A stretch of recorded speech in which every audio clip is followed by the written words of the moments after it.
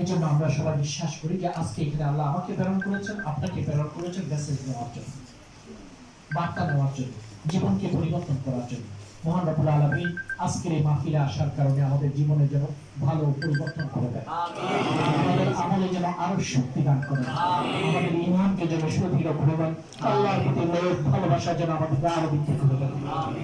আমার প্রিয় ভাইয়েরা বোনেরা, আমরা এখন জিলকাদা মাসে আছি, আর কিছুদিনের মধ্যেই আমরা জিলহজ মাসে পদার্পণ করব। জিলকাদা, জিলহজ্জা, মুহররম 3 মাস হারাম মাস, গুরুত্বপূর্ণ একটা আধ্যাত্মিক কোর্সের মাস। এই মাসকে অন্য মাসের মতো মনে করা যাবে না। আল্লাহ রাব্বুল আলামিন কোরআনে কারীমের মধ্যে বলছেন, ইন্না ইদ্দাতাশ শুহুরি ইনদাল্লাহি 12 শাহরান ফি কিতাবিল্লাহ। যখন থেকে আল্লাহ পৃথিবীকে সৃষ্টি করেছেন, ইয়াউমা খালাকাস সামাওয়াতি ওয়াল আরদ, আসমান ও জমিনকে যখন থেকে সৃষ্টি করেছেন, সময়কে আল্লাহ তাআলা বছরকে 12 মাসে বিভক্ত করেছেন। এই 12 মাসের মধ্যে মিনহা আরবাআতুল হুরুম, 4টি মাস হলো হারাম মাস। হারাম মাস মানে হলো রেস্ট্রিক্টেড, খুব সতর্ক থাকা মাস।